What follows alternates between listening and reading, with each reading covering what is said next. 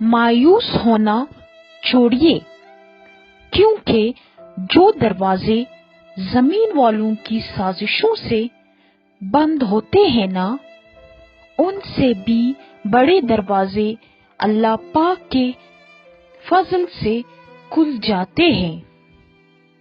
Japan atom bomb खाकर भी तरक्की कर गया।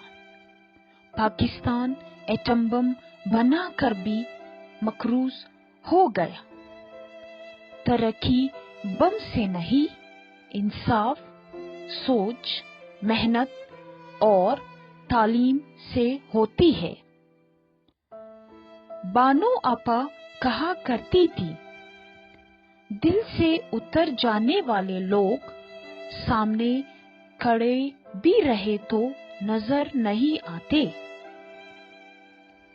सबसे ज्यादा ऑनलाइन रहने वाले लोग हकीकी जिंदगी में सबसे ज्यादा तन्हा होते हैं।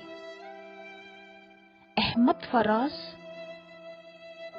मेरा उस शहर अदावत में बसेरा है जहां लोग सजदों में भी लोगों का बुरा सोचते हैं।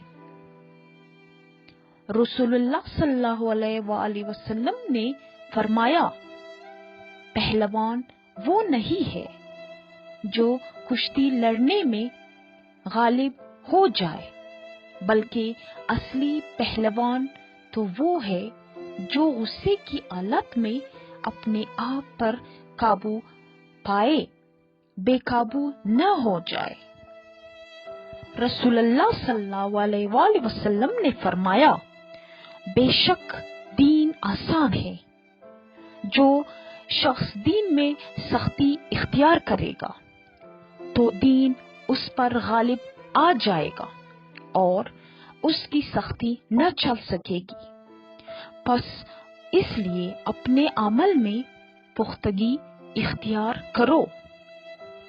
रसूलुल्लाह सल्लल्लाहु अलैहि वसल्लम ने फरमाया, जिसने कोई झूठी कसम जानबूझकर खाई ताकि किसी मुसलमान का माल नाजायज तौर पर हासिल कर ले, तो वो अल्लाह ताला के सामने उस हालत में हाजिर होगा कि अल्लाह पाक उस पर निहायत ही गजबनाक होगा।